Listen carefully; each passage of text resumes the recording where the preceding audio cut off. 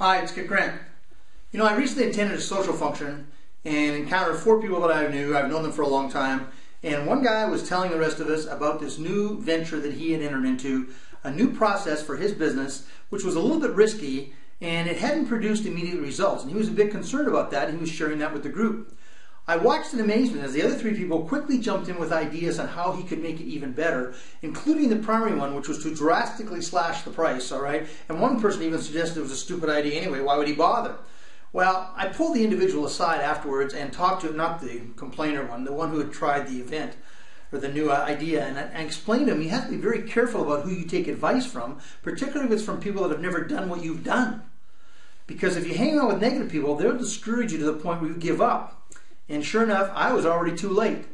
They had planted the seed, and then all they did was fertilize and water it enough to convince this guy that it wasn't worthwhile pursuing.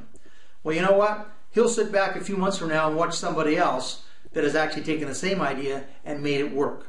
If you hang around with negative people long enough, they are infectious. Now, if you're really positive, you hang around with positive people, which incidentally are much harder to find, but if you can do that, you'll discover that a lot of people will just think you're either weird or crazy or both, okay? Pretty much the same thing. But they don't want to hang with positive people because they are risk takers, the positive people are. They will take chances. They will try new things.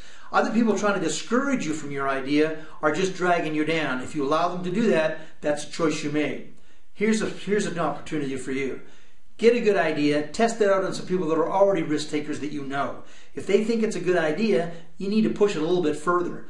If they tell you it's crazy, well, maybe it is, but you'll never know till you do it, right? You got to take a chance. You got to try. Just don't let the naysayers drag you down. It's no fun to spend time with Negaholics. You'll become one.